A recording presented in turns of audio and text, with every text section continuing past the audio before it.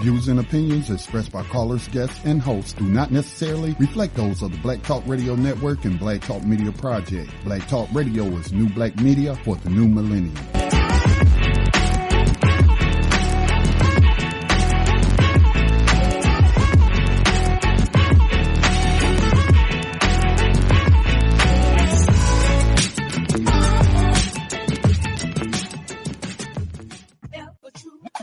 Welcome, everyone, to the Melanated Roots Radio Show.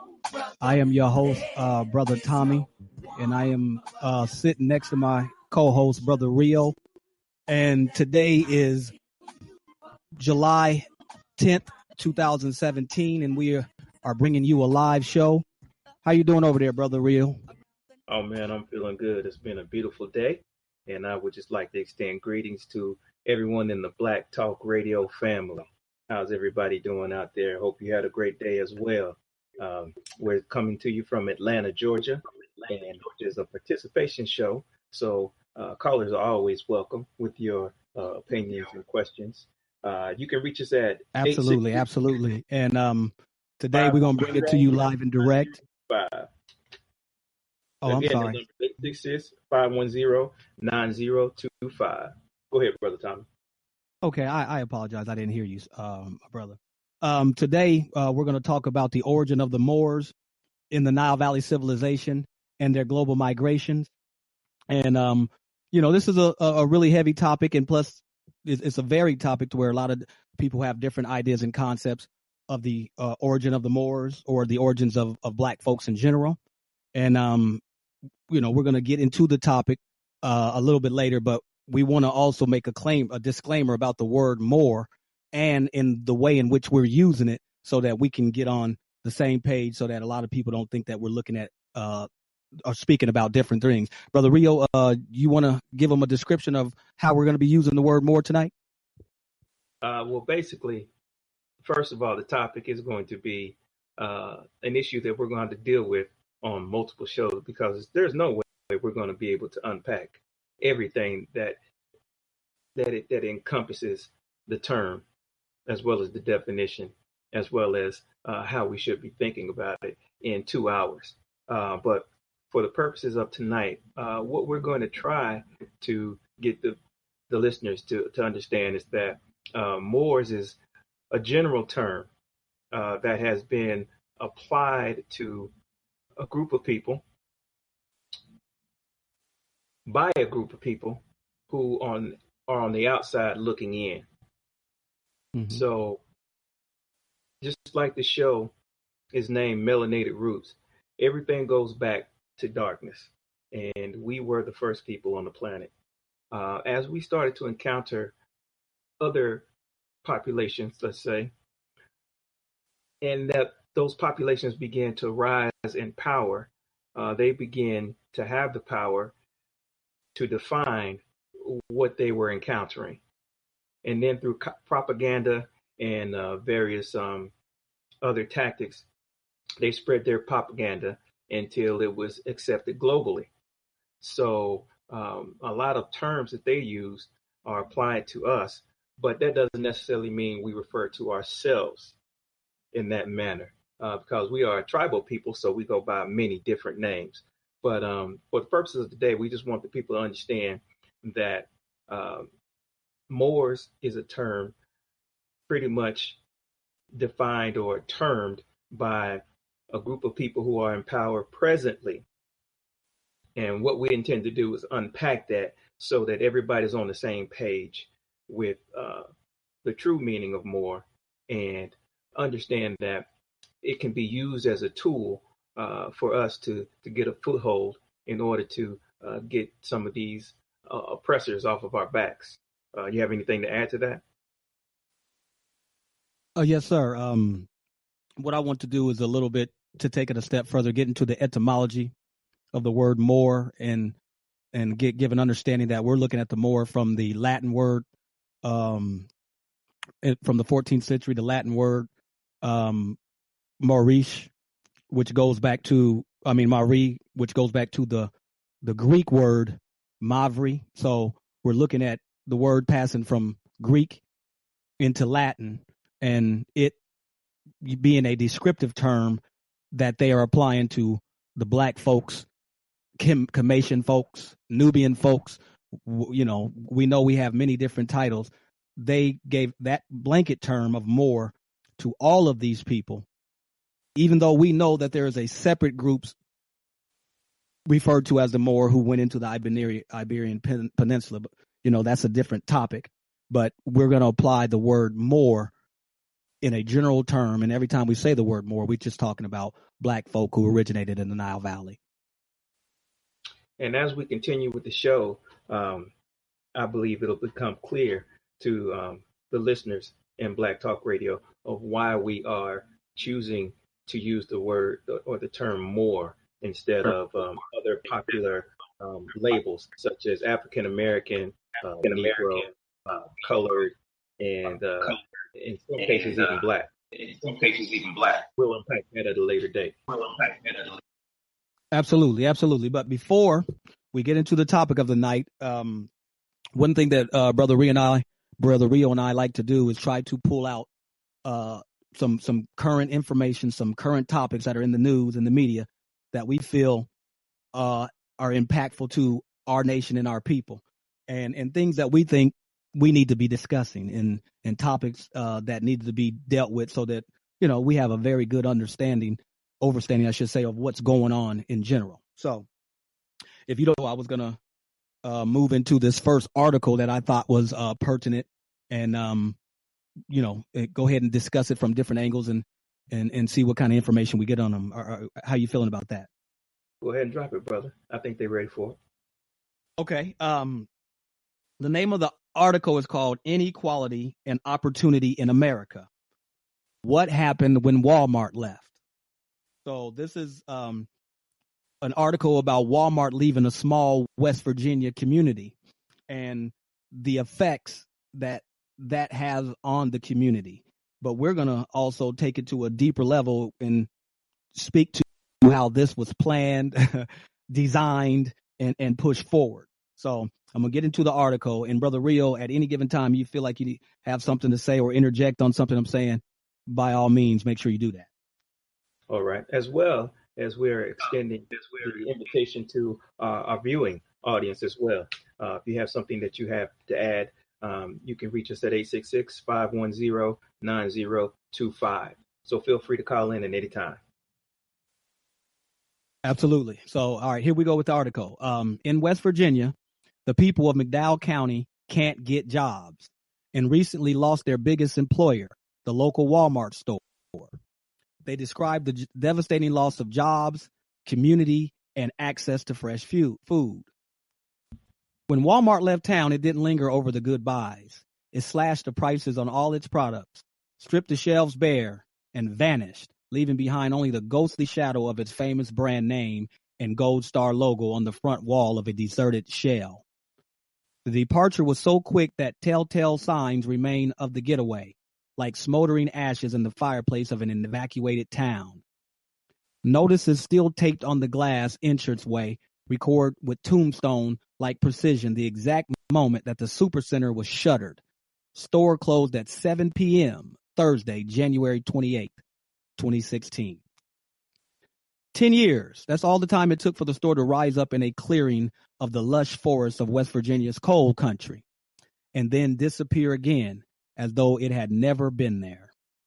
But for the people of McDowell County, proud country folk laboring under the burdens of high unemployment, low income, and endemic health, even such a fleeting visit to this rural backwater by the world's largest retailer had a profound impact.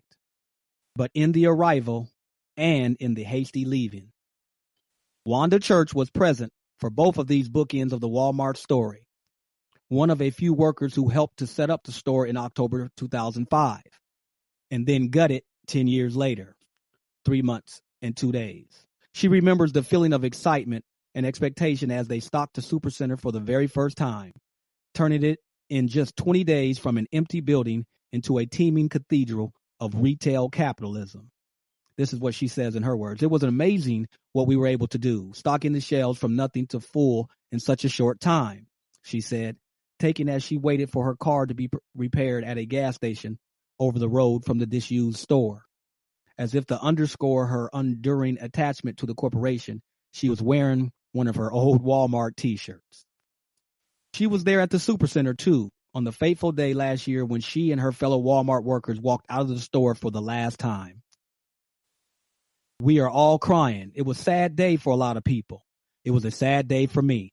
I spent more of those 10 years at Walmart that I did at my own home. Now, that there says a lot, that we know that Walmart is a low-wage employer, that they're not offering benefits. Most people are being shut down short, Brother Rio, of what they refer to as a full 40-hour week.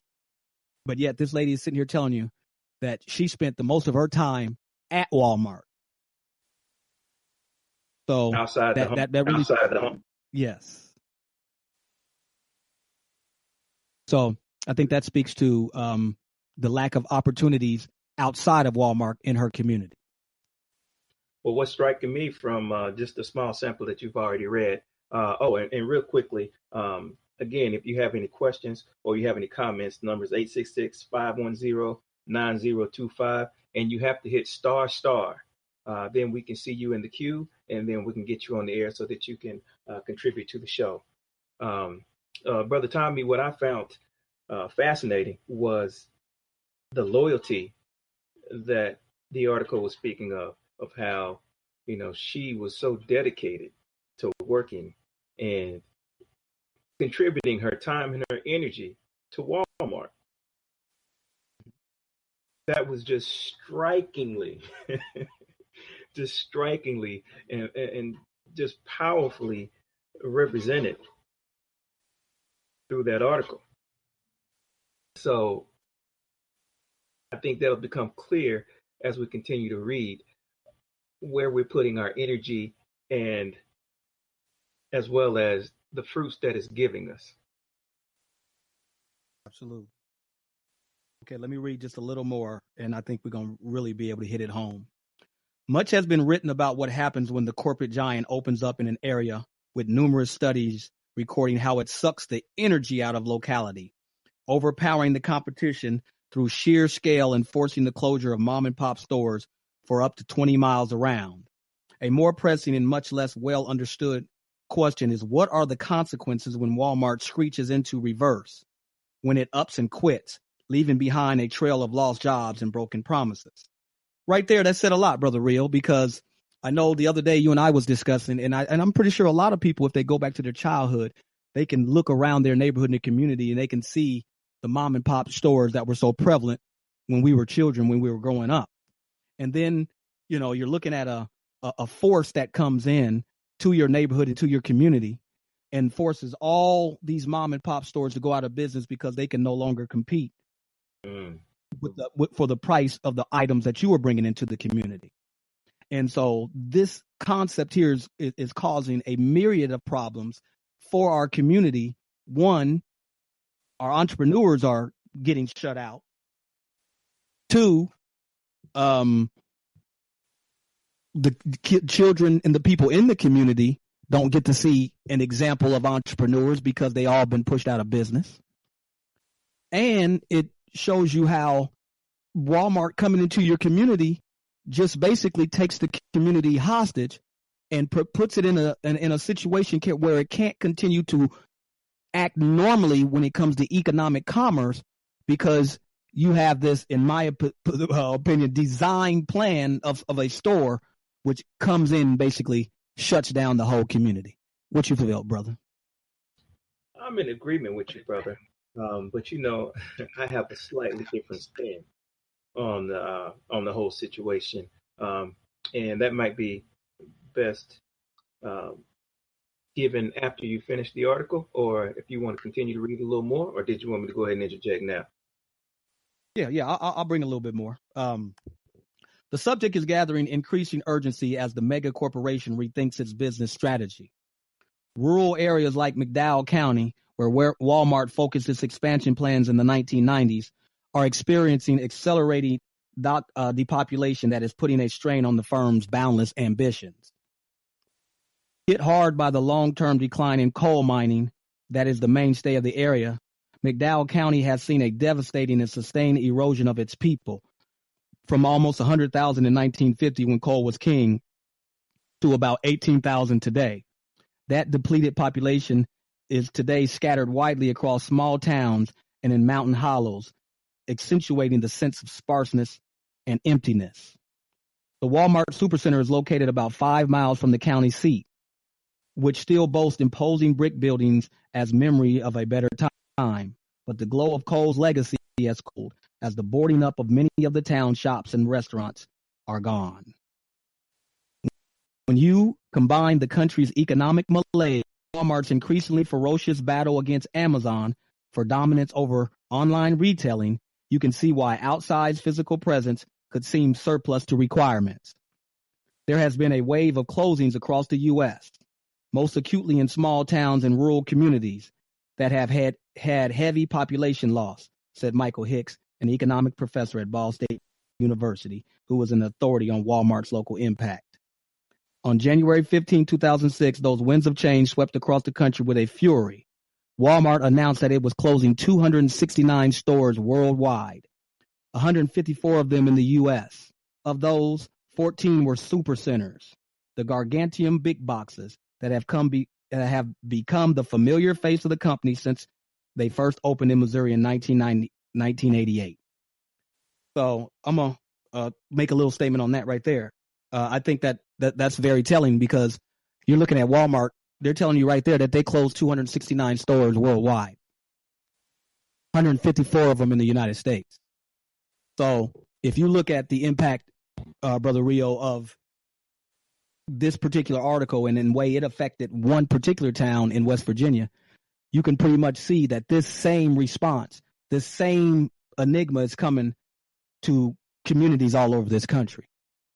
And you're looking at lack of employment, lack of opportunities, basically economic ghost towns because the mom and pops have been pushed out of business and there's no other economic opportunities for people to take advantage of.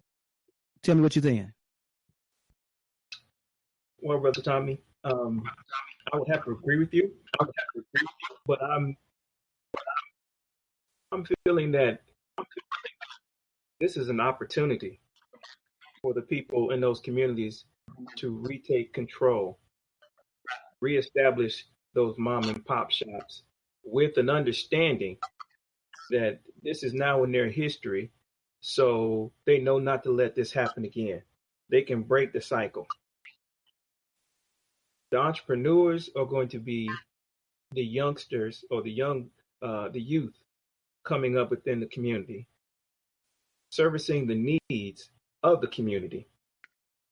And now with a purpose, they can either go off and learn a particular trade or skill of how to do something or how a business should be run, bring it back to that community and use that as a seed to figure out how to do business.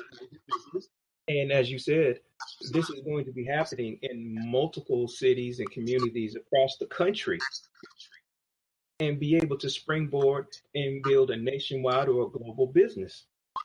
I mean, this is a good opportunity for us to actually get our hands dirty and create a business model. Is it going to be easy?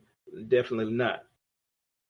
And it's definitely going to be some hard times and some economic woes. But I mean, these are just things that are going to have to happen if they're going to take control, because somebody or some entity is going to come in and build these services one way or another. So why not the community itself? Well, I think that's an excellent point, Brother Rio. But my only concern is, will Black folk who eventually are going to experience this be in a position to take advantage? That's where the question comes in. Well, sometimes, and Brother Dave talks about this a lot, there's a lot of things that are going to occur, but are the people in a position to take advantage of the things that are going to occur? When Walmart's being run out of town, we have Black folks that are so used to running and putting an application on a white man's desk to where, they may not even be in a position to even take the first step on how do I be self-determining and move towards something that's beneficial for me and my family. So I'm not saying we can't do it, because I know we have genius all through us. So that's not my question. My only question is, are we in position to take advantage of this type of situation that we both know is occurring?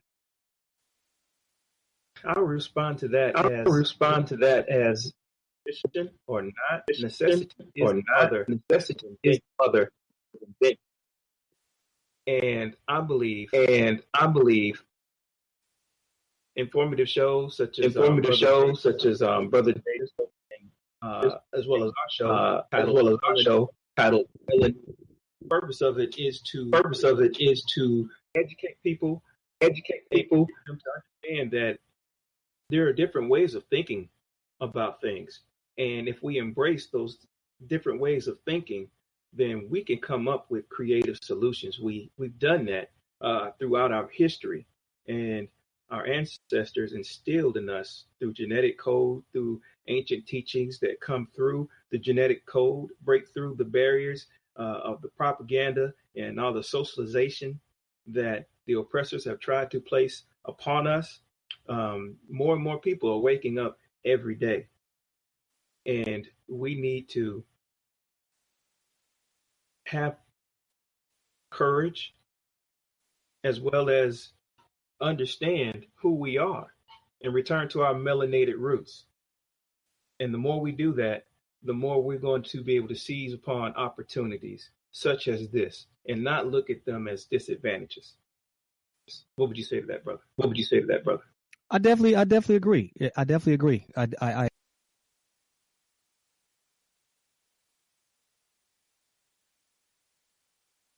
you're looking at getting away from being totally controlled and dependent upon your oppressor. This is a stage you have to go through anyway. We know that there's always pain getting to the other side, but that pain is necessary because it's the only way we're going to get there. I just think that it's just really this type of article really speaks to the situation that we're really in. And if you would go out and and poll a lot of people, they would be unaware that this is even occurring.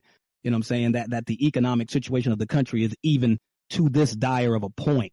So it's a big task, but it's something that we definitely can step up to and handle. Well, we are the Moors, my brother. Yes, we are. And we are the most creative people. You going to read a little bit more? No, I'm that article. It wasn't much more. I'm going to move on from that article. We can if you got, well, hold on. I do got a little bit more of it I want to give you, because I think it'll bring some of it home just a smidgen more. You ready? Okay. It was a big thing for people around here when Walmart pulled out. People didn't know what to do. Young people started leaving because there's nothing for them here. It's like we're existing but not existing. The words are spoken by Henrietta Banks, 60, who lived just up the hill from the mothballed supercenter. We're sitting in her front room where she spends much of her time in a hospital bed that has been set up for her as she is treated for congenital heart disease. She remembers the excitement when the supercenter opened. People welcomed it with open arms. We needed the job, she said. But in the end, the expectation that Walmart would usher in a new, better era for McDowell County proved illusory. Her late husband, Arthur, a former sharpshooter in the U.S. Army who died in 2010, worked as a greeter at Walmart for a few years. He took the job largely in hope of securing health care insurance for Henrietta. I don't know why he went to Walmart if that's what he wanted was health care. But he was told that the coverage wasn't part of the package, and the couple had to make it do with Medicaid. Their daughter, Nicole, 25, is sitting beside her mother holding her hand. She works as a correction officer in a nearby prison, but her dream is to become a therapist. Given her mother's health issues, Nicole Bank tries to compensate for Walmart's departure by seeking out fresh fruit and vegetables in the surrounding area. But it's not easy. The nearest replacement store, Goodson's, is too expensive, she says, and other Walmarts are an hour's drive away along Appalachian roads that are tightly coiled as the copperhead snake that lives in the local forest. Already, she spends half her $1,200 post-tax monthly salary on car insurance and repayment and gas for the long drive for grocery eats into the little that is left. So she and her mom grab food where they can, opting for less pricey meals of hamburgers or spaghetti rather than fresh salad that takes another big chunk out of their income. Brother Rio, I think that's very important to listen to that, because you and I have already had.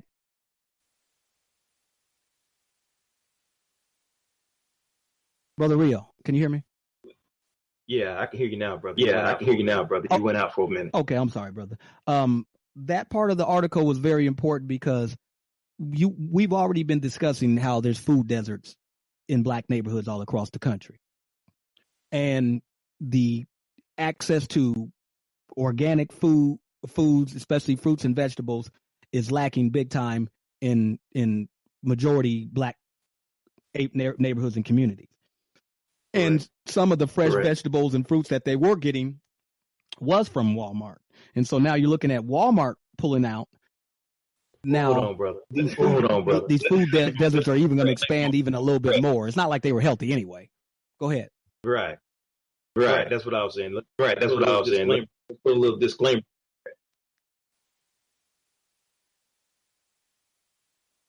Understood. Yeah.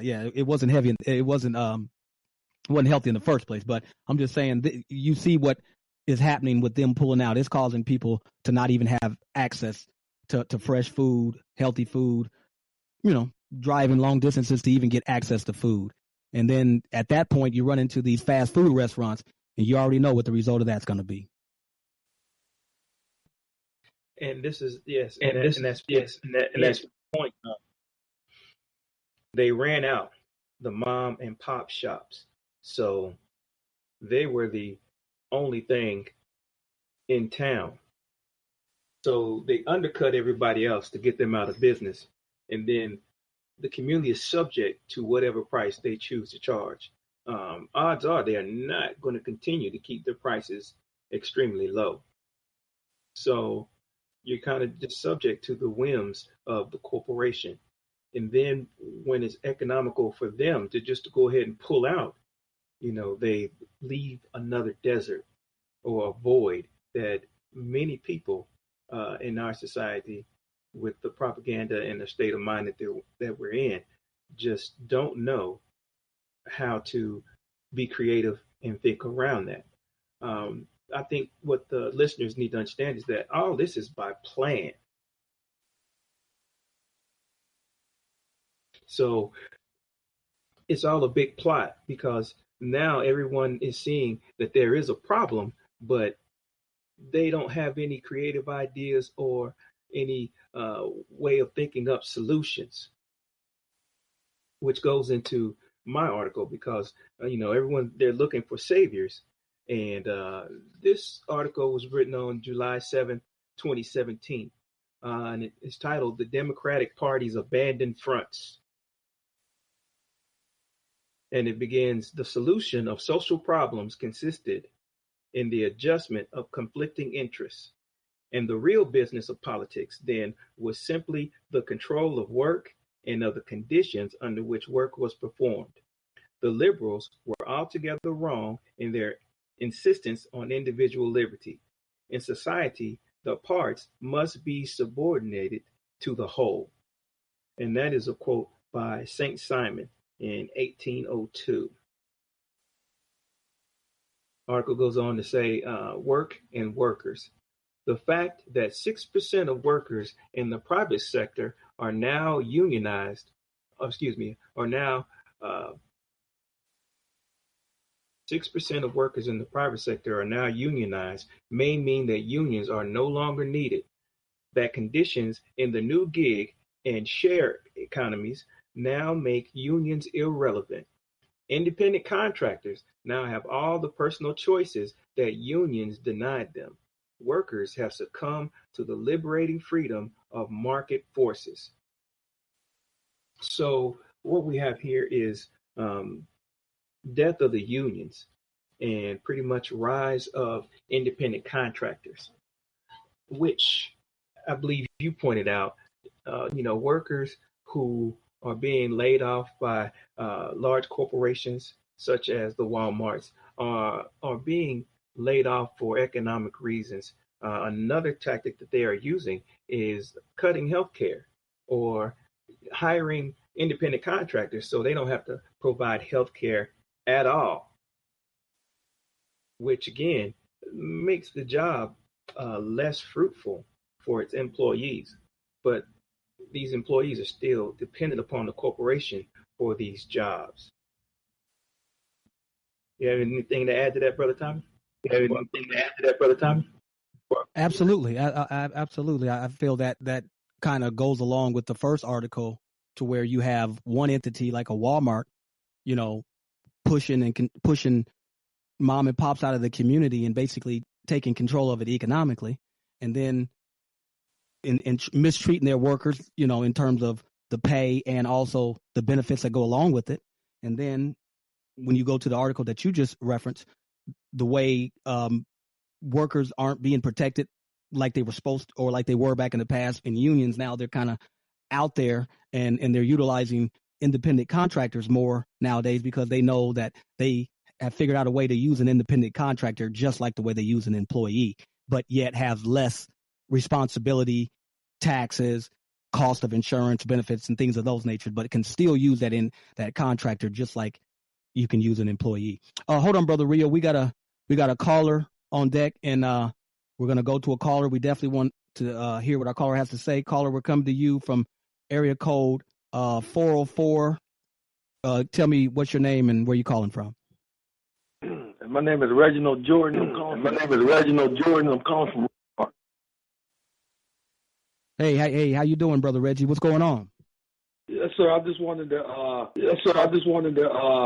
talk to quick point to what you were saying about how Walmart coming to town and they're getting run out. But we had a couple discussions before to where it's like a plan basically to go into the small town to run the mom and pops out, to where people to depend on Walmart. Then Walmart to shut down, then they have to go to bigger cities, because we both know that they're shutting down the small town.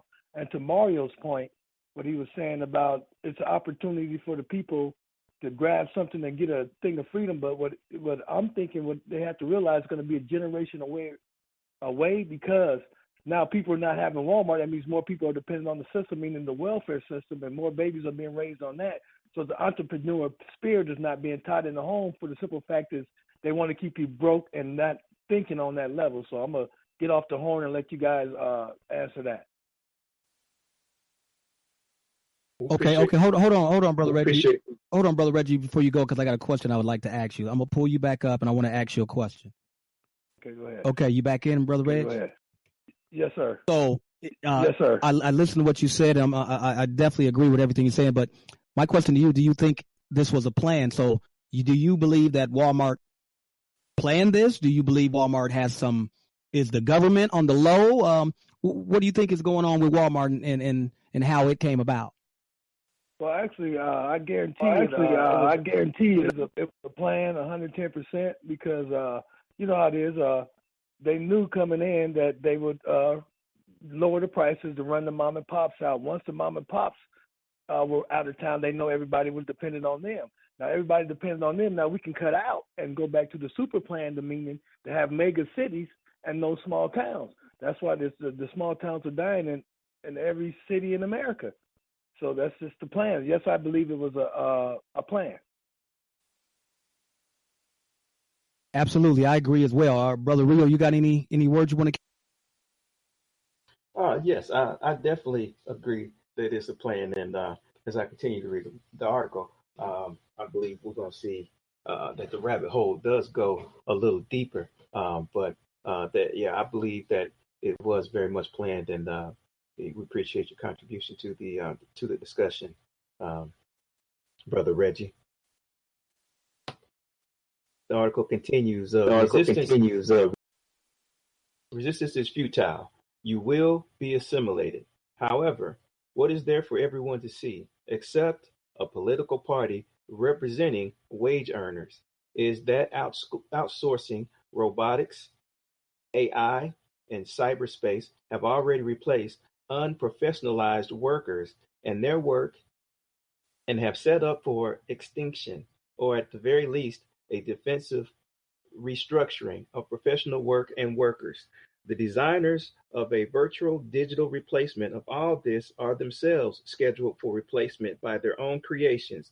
Only the owners, the landlords of the machines, and their investors reap a return, and they are not workers, nor do they work.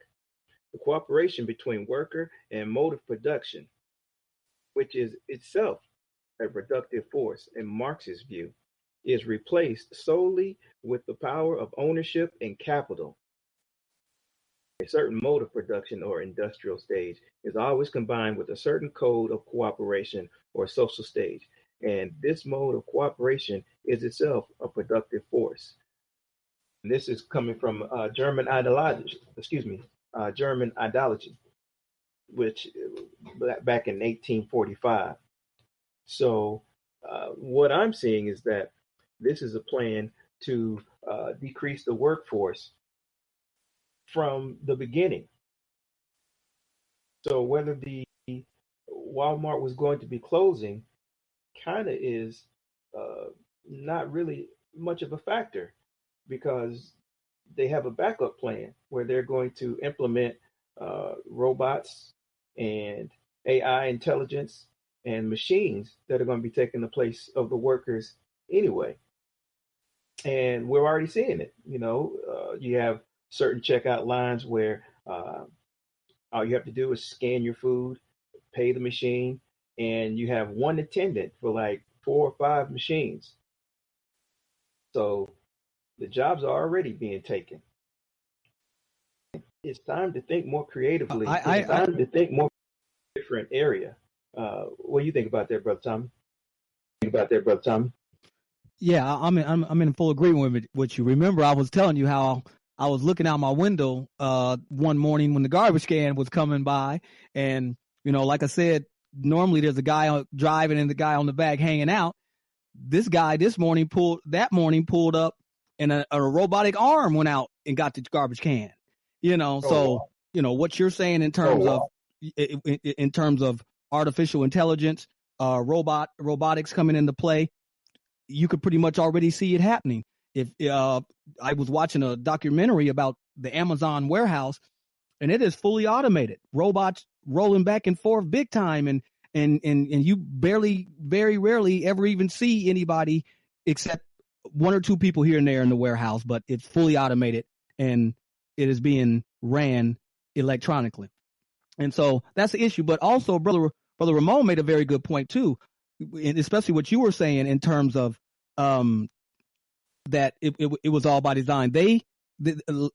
A lot of the labor is being done in prison as well. They got a lot of the brothers in prison doing a lot of this work. So the people that they're laying off out here in the streets, out here in the average everyday, getting them go to work, the people that they're getting rid of, they're getting that labor in another form, in another way, and they're definitely getting it through prison labor as well. I agree. And the people in these communities are kind of looking to people that they've elected to look after their own interests and to come up with a solution to the problems that are plaguing the community. But the article does go on to say, we see no attempt by the Democratic Party to engage in the research and development needed to create a vital counter to this planned disappearance of work and workers.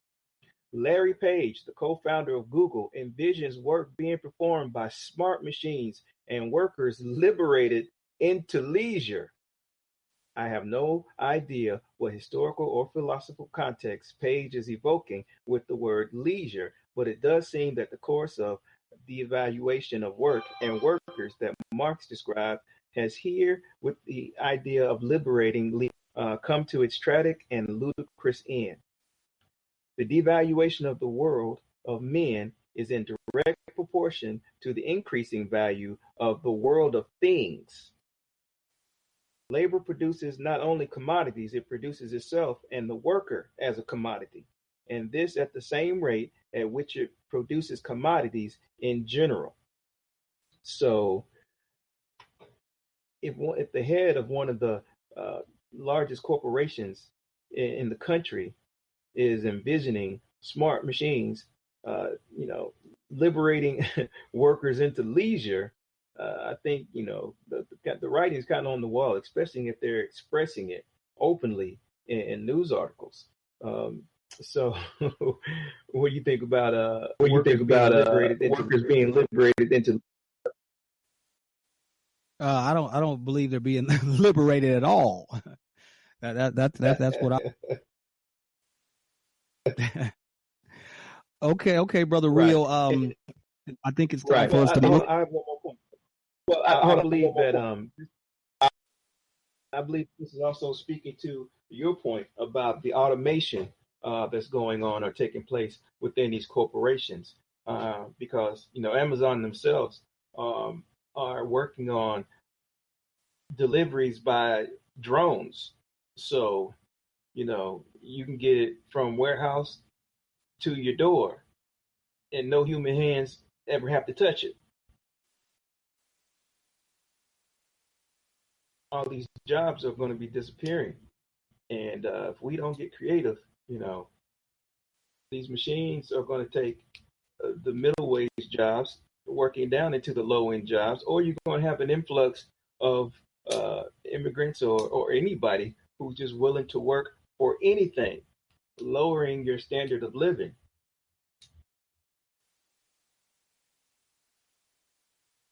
Absolutely. I think that's a very, and we need to start looking and for planning and preparing ourselves for this reality that is quickly coming. Go ahead, brother. I didn't mean to cut you off. I'm sorry. What was you going to? I didn't mean to cut you off. I'm sorry. What was you going to say? No, you're fine. I'm agreeing with you. I want you to go ahead and get your full point out. So I was just listening to you. Oh, go ahead. Yes, sir, brother. You can. Go ahead. Yes, sir, brother. You can. You can speak to the discussion on the topic if you like. I just wanted to. My final point is to see that this is planned from the beginning. The corporations knew from the beginning. They plan to come into whatever community. They plan to undercut prices and get the competition out of the way.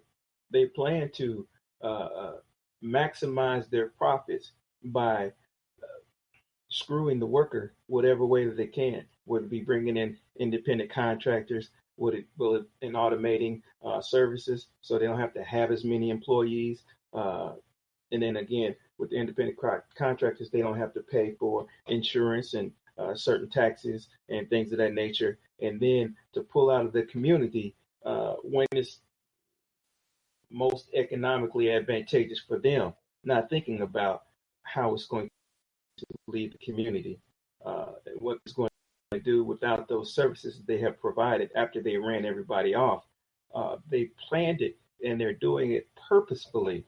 And, at some point, we're going to have to take responsibility for our part in allowing these big corporations to come in. Well, maybe we can't stop them coming in, but we don't have to patronize these big corporations. You may have to pay a little more at your mom and pop shops, but they're going to, number one, spend money within the community. And number two, they're not going anywhere. So we need to break this cycle that's going to be reoccurring. But go ahead, brother. That's the only thing I wanted to add on. That's the only thing I wanted to add on to it. Okay, but I feel you. Everything you were saying was on point, definitely on point, and basically you got to be able to see it coming, and the direction that things are going. But a lot of people are peeping it. So if we keep spreading the word, and we know what other people on this station are doing in terms of putting the word out there, so that people are aware of the current conditions that they're living in, that's the best we can do at this point. But I'm ready to roll, brother. I think it's time for us to move into the topic of our show and deal with the origin of the Moors in the Nile Valley civilization and their global migrations. Hot fire. Yes, sir. So before we get started, let me set the stage so that we can, get to the clarity of the fact that that the origin of our species, Homo sapiens sapien, we are dealing with nothing but Negroes all day, every day, no admixture, nothing outside of a Negro for hundreds of thousand years until we move into other things. So I just want to set the stage with this little bit of reading. Do you mind, my brother? Not at all. Not at all. Not at all, brother. Okay. This is from the book Civilization or Barbarism, written by Sheikh Anta Diop, and it's a chapter on race and history, the origin of humanity and the racial differentiation. I just want to read just a quick little segment out of it to set the stage that we're dealing with nothing but black folk. Here we go. The research conducted in humanistic paleontology, particularly by the late Dr. Louis Leakey, has helped to place the birthplace of humanity in East Africa's Great Lakes region around the Omo Valley. Two ramifications that have not been succinctly emphasized until now have come to light as a result of this research. And here are the two ramifications. Number one, humankind, born around the Great Lakes region, almost on the equator, is necessarily pigmented and black. The Glogger laws calls for warm-blooded animals to be pigmented in a hot and humid climate. That's the first ramification. The second ramification is all the other races derive from the black race by more or less direct filiation, and the other continents were populated from Africa at the Homo erectus and Homo sapiens stages 150,000 years ago. The old theories that used to state that blacks came from somewhere else are now invalid. The first black who went out to populate the rest of the world exited Africa through the Straits of Gibraltar, the Isthmus of Suez, and maybe through Sicily and southern Italy. The existence of a cave and parietal African art of the Upper Paleolithic period has confirmed this point of view. So I wanted to bring that up, Brother Rio, so that way we can put away these European authors and Egyptologists and paleontologists and archaeologists who are doing their very best to slide from the fact of who were the original people, although we pretty much know it, who were the original people and what makes them original. It's not that it was some this is exactly what it's going to be. He's letting you know that nature designed what was going to come first in terms of our species. Where it was born at determines what its pigmentation was going to be. The Homo sapiens sapiens was not brought forth in Alaska. It was brought forth in the Great Lakes region. So the nature itself determined that status. And so I just wanted to make sure we get that out clearly, that when we're dealing with the first people, we are dealing with our people. And when you're looking at the Omo Valley, the Great Lakes region, you're looking at Nile Valley civilization, or the beginning of that. You want to add anything to that, brother? So, Brother Tommy, tell me that Africa, or the place termed Africa, that's so hot and tropical, is a better place for life to sustain itself than the frozen areas of the Arctic and Nova Scotia and the upper areas where it's more advantageous for the caveman, which they try to tell us eventually became Cro-Magnon and then the white man. You telling me that life wasn't created and started there? Absolutely not. Which they're aware of. But the thing about it is, the European, he's not that stupid. He's aware that those areas are not life-giving areas, although life can sustain itself there, but not certain types of life can sustain itself there without making an environment of its own. But one thing that they do, because they do know or understand that. I got to ask. Hold on. Me, when I buy some fresh food and I put it into the refrigerator or the freezer, and the molecules slow down and the germs won't grow on it, and it's pretty much almost in a stasis mode for an extended period of time. But when I take it out and allow it to warm up, life starts to thrive and teem. I mean, it eventually spoils, but we know that spoiling is just organisms eating whatever substance is nutritious to it. And you're trying to tell me that takes place in a hot climate and not a cold climate. But a cold climate, by their definition, is where they came from, but they came first, and then we just came from somewhere on the scene. That's what you're trying to tell me. Well, that's what you're trying to tell me. No, not fully, because no, not at all. And because Europeans are trying to claim that these Africans, they have made claims that these Africans that we just spoke to, or Moors that we just spoke to, being born on the equator, were influenced by a foreign culture, that they came in from other places, Southern Europe, Asia, and brought the goods or brought good things to us, if you know what I'm saying. Okay. So they're not, white folks aren't trying to accentuate, hey, these cold climates where we come from is where all life is and where the beginning of life is. No, they know that that's not true. They have a full understanding that life is coming off of the continent. But their way of circumventing that is to say that an outside influence, an outside invader brought the good things that was in Africa to Africa. That's where they're coming from. Understood. The good things that where the cold climates can't grow were brought into the warm climates where everything was thriving and teeming with life. Okay, I understand. I get it. Yeah. Yes, sir. So when we're looking at these black people, these Nubian people beginning around the Great Lakes region, we have to understand that where they first start moving and creating families is where the concept of culture first originated. So we know that culture, and from what we know, originated in the Nile Valley. And what I would like to do is read some information that takes it a little step deeper, that specifically speaks to the origin of civilization and culture in Ethiopia, Nubia, Tasseti, in these places, and where that culture started in Ethiopia and then spread all throughout the Nile Valley, eventually migrating to other parts of the globe, but specifically starting in Ethiopia.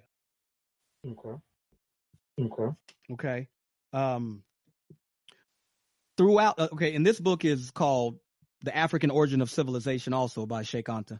I'm gonna get into some other books that ain't written by him, but he's so heavy. I like to bring him to the table because he cleans it up.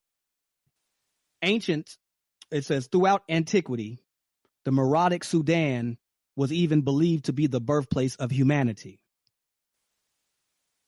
Here's Champollion, travel companion Cherubini. This is what he says. The human race must have been considered there as spontaneous, having been born in the upper areas of Ethiopia, where the two sources of life, heat and humidity, are ever present. It is also in this region that the first glimmerings of history revealed the origin of societies and the primitive home of civilization. In the earliest antiquity, before the ordinary calculations of history, a social organization appears, fully structured with its religion, laws, and institutions. The Ethiopians boasted of having been the first to establish worship of the divinity and the use of sacrifices. There, too, the torch of science and the arts was probably first lighted. To this people, we must attribute the origin of sculpture, the use of written symbols, in short, the start of all the developments that make up an advanced civilization. They boasted of having preceded the other peoples on earth and about the real or relative superiority of their civilization, while most societies were still in their infancy. And they seemed to justify their claims. No evidence attributed to any other source the beginnings of the Ethiopian family. On the contrary, a combination of very important facts tended to assign it a purely local origin at an early date. Ethiopia was considered as a country apart. From this more or less paradisical source, the beginnings of life, the origin of living beings, seem to emanate. Except for some particulars furnished by the father of history on those Ethiopians known as Macrobians, there was a rather hazy idea that Ethiopia produced men who surpassed the rest of humanity in height, beauty, and longevity. One nevertheless recognized two great indigenous nations in Africa, the Libyans and the Ethiopians. The latter included the southernmost people of the black race. They were thus distinguished from the Libyans, who, occupying north of Africa, were less tanned by the sun. Such is the information that the ancients have provided. It is reasonable to assume that nowhere else on earth could we find a civilization whose progress would seem more certain and present such unquestionable evidence of priority. Consistent with the original monuments, the writings of scholarly philosophical antiquity authentically testifies to this anteriority. In the history of primitive societies, perhaps no fact is supported by more complete and more decisive unanimity. So it's clearly speaking to the fact that Nile Valley civilization and our people forming and moving towards advanced civilization was started in Ethiopia. And if you look at the location of Ethiopia in terms of it being southern to Egypt, it specifically speaks to why the Egyptians always pointed south as their homeland. Because the south, we're going from the south up the Nile Valley. So, it's pretty powerful. And I just think that we have to understand where we come from as a people and how we spread around and how, more importantly, that there was great civilizations, vast civilizations and countries that existed and had pharaonic type civilizations prior to what is known as Kemet, because everybody wants to go to Kemet or to Egypt and the dynasties that exist there as, the origin of black folk or a symbol of where we had great civilizations. But it goes back much, much further than that. And letting the people know that Ethiopia is the place where our culture sprang forth is definitely something that, we need to be aware of.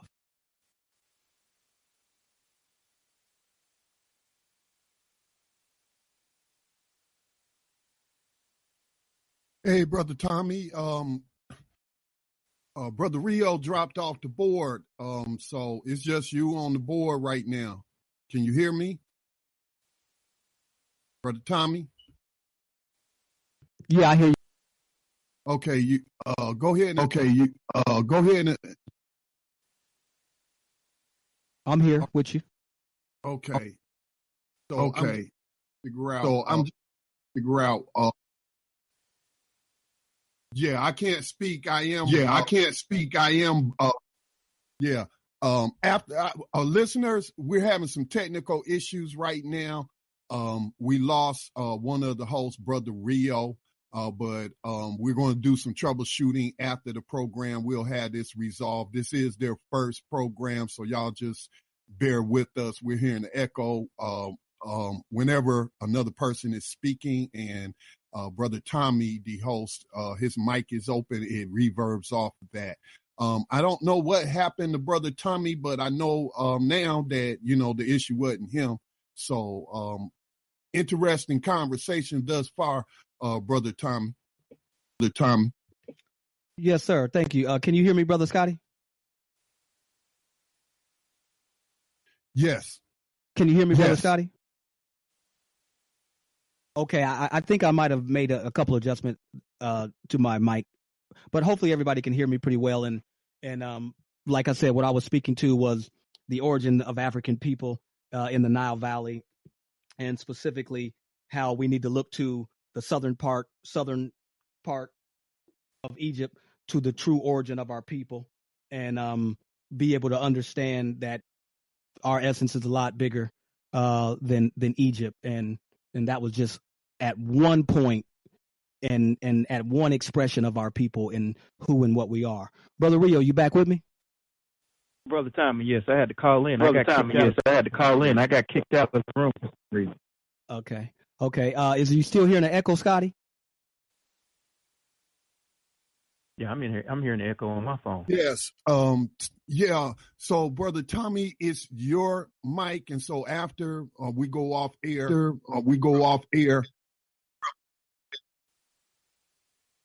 Yeah, I have to mute you, Tommy. Yeah, I have to mute you when I speak, because then we hear ourselves speaking back to us when you're on mute. So we know it wasn't Brother Rio's line. Brother Rio, you was good.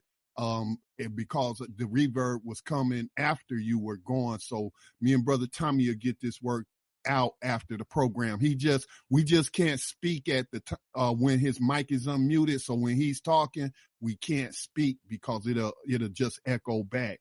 So just let him finish, and then he'll mute himself, and then we can talk without echo, or the other callers can talk. Okay? Okay. I'm having issues getting back into the room. So I'm gonna have to, I guess, finish the call on my phone. But I'm getting an echo on the phone.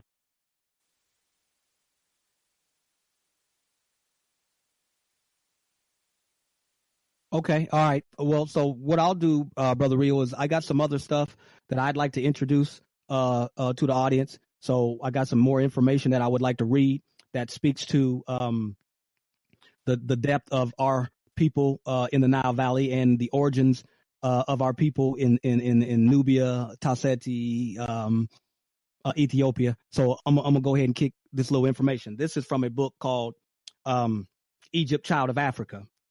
And this is Dr. Van Sertima, and he quotes a young lady by the name of Peggy Brooks Bertram.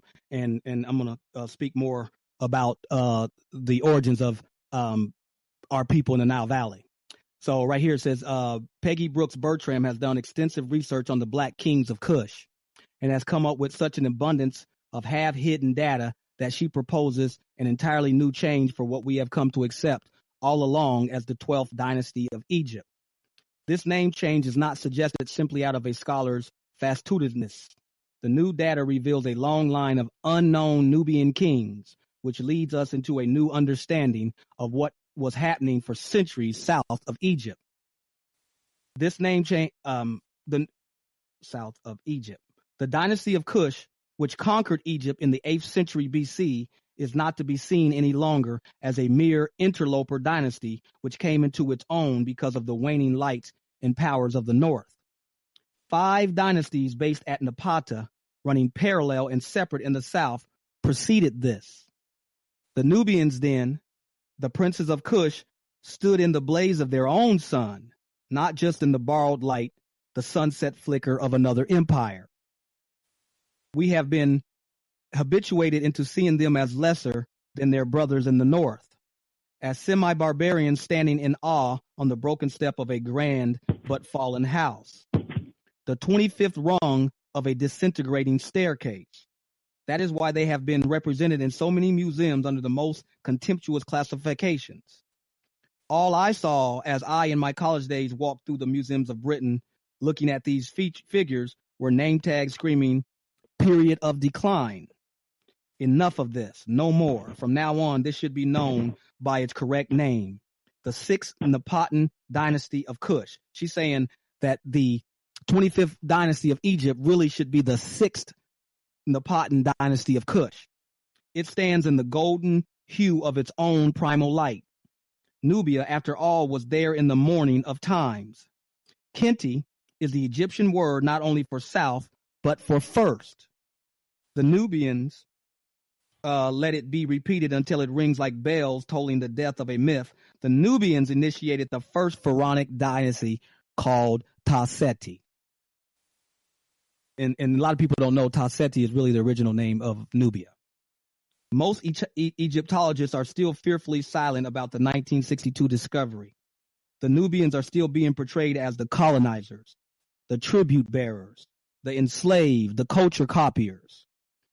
As Brooke Bertram points out, it is both possible and necessary to extricate the Kushite kings from the shadow of Egypt and view them within the context of their own pharaonic civilization, a civilization distinguished by a history and tradition in some ways different from, although in its earlier phase seminal to that of Egypt. 16 unknown kings preceded Alarha and Kashta, who overthrew Egypt.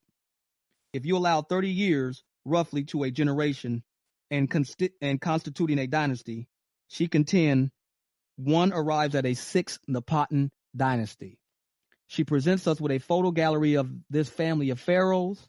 Through her painstaking research, she provides us also with what is probably the most definitive statement so far on the life and times of Taharka, who in 13 years of peace and 13 years of war left the most indelible mark on Napatan history. Finally, she identifies the problem which plagued archaeological efforts not only to portray this remarkable individual in particular, but the Kushites in general. So we are looking at the kings of Kush. We are looking at the Nubians, the Napatans.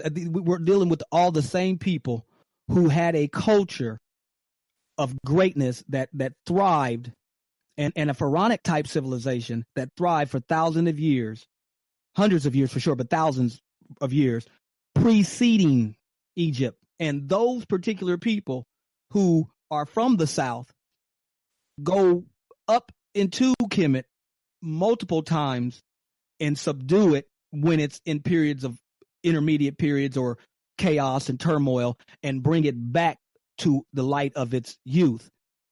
The majority of those rulers came from the south. Go.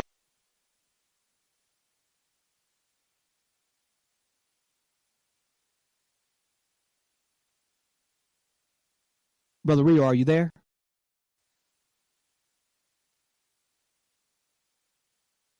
Scotty, you there with me? Yes, Tommy, I'm here with you. Brother Rio, check your mute on your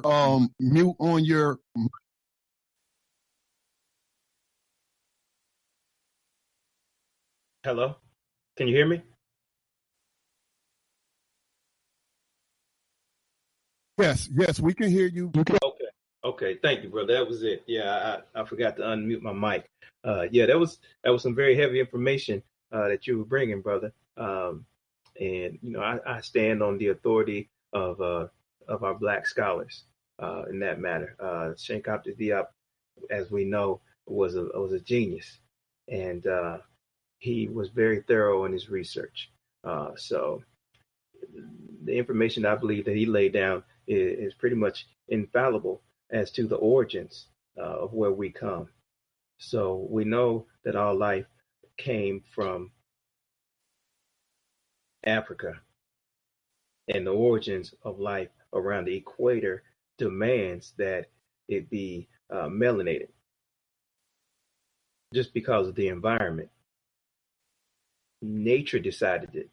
It was not a conscious decision of the people who came here first. Nature decided that this is what the people needed to be able to thrive and do what the earth needed for them to do in order for the earth to be able to continue its existence and grow. So it has nothing to do with being egocentric. It's just recognizing the immutable laws of nature and how the universal laws are operating. So I'm in 100% agreement, brother. Absolutely, Brother Rio. And let me take it just a little bit further, because there's a lot of brothers going to be saying, hold on now, we're not just dealing with the Nile Valley when you're referring to Ethiopians or people of the Ethiopian stock or, you know, melanated people. So let me kick this last little information too, because it says right here, Tommy, introduction to African. Tommy, I think we have a caller trying to come in. Yes. Hello? Brother Bragg, how you doing, brother? We can barely hear you. Yes, sir. Peace, man. I just wanted to ask you guys one question, man, because I'm enjoying the show. Whenever you say Moors, you got my full attention. I spent like 20 some odd years tracking these Moors. But my question is this. I just wanted to know, did you guys know that we got Egypt all around us here in America? Pyramids run all through America. All down Yes, Mississippi. Monk Mound pyramids, pyramids in Wisconsin, pyramids in Ohio. I just wanted to ask you that question. That's all. Yes, sir, brother. I'm fully aware of the pyramids that are located all across this country, all across the Americas. Central, South, as well as North America. But we gonna get there. We wanted to give the people a base. So we building up to have the people understand why we're using the term Moors, because throughout different time periods, the name has gotten different connotations, and we're setting the base, and then we're going to move through those time periods until we get to the here and now, and so everybody can follow us and they know exactly where we're coming from. Yeah. Let me kick on that, Brother Bragg. I feel where you're coming from, brother, because that's a big part of the eye-opening process that we have to do amongst our people is get back to let them understand that we are indigenous here. And what I was gonna do was speak to how the Ethiopians spread, or our people spread, outside of the Nile Valley, because according to Homer and Herodotus, the inhabitants of the following territory were Ethiopians: the Sudan, Egypt, Arabia, Palestine, Western Asia, and India. So we're going to get to how those same stock of people are the very same indigenous people of this land. And we can show how they are connected culturally, linguistically, and many other connections. So I feel exactly where you're coming from, Brother Bragg. Matter of fact, I think your statement that you make is, I hear you saying on Tando Radio Show, is we're standing on our own, we're standing on our own stuff. So I'm feeling you 100%.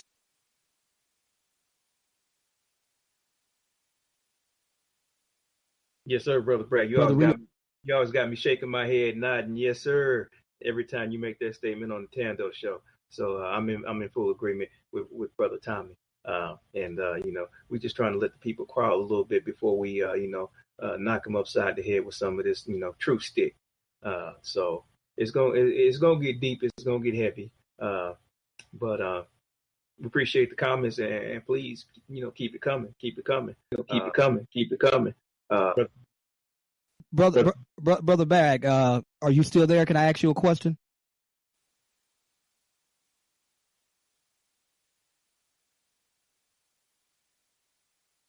Okay, well, I'll come back to Brother Bragg later when he come back on the phone. Okay, brother. So, so now we're looking at this. Man, can you hear me? Yes, sir. We sure can, Brother Bragg. Go ahead. Oh, yes, sir. I was just trying to answer you. I couldn't. I was muted. Brother Tommy, Brother Bragg, I want to answer your question. Tommy, what's your question? My question is, do you have an idea of what the indigenous people were referring to themselves? I know we have different tribes, but would you like to speak on what the indigenous people over in this country were referring to themselves prior to any invaders coming in? Well, on some of my readings, they refer to themselves as God's people, the Indios, and Indios refer to a color. Now, here in America, because see, I go to Panganero. I come out of Atlantis, man, because I believe in Atlantis. I don't care what nobody say. I believe that we are the remnants of Atlantis. We are the remnants of Atlantis, our people. We are. So these are the ancient ones. These are the ones who taught the Sumerians, the Abyssinians, the Phoenicians. These ancient ones taught all these people. I'm of the belief that America is the oldest continent with the oldest pyramids. Now, this is just from my personal studies for myself. We all do educational studies, but we should all be on point on studying to find out the origins, because remember, we've been educated, so we have to all study for ourselves and then study to find ourselves approved. When we find information, share with other people so that the information is not hidden. But see, information is power. That's what I find. And it's in power.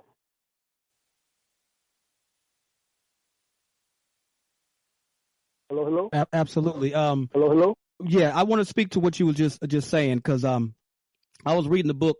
The first Americans were African, and brother Dr. David Imhotep was bringing some information of some archaeological finds of our people being on the west coast of this country over 104,000 years ago.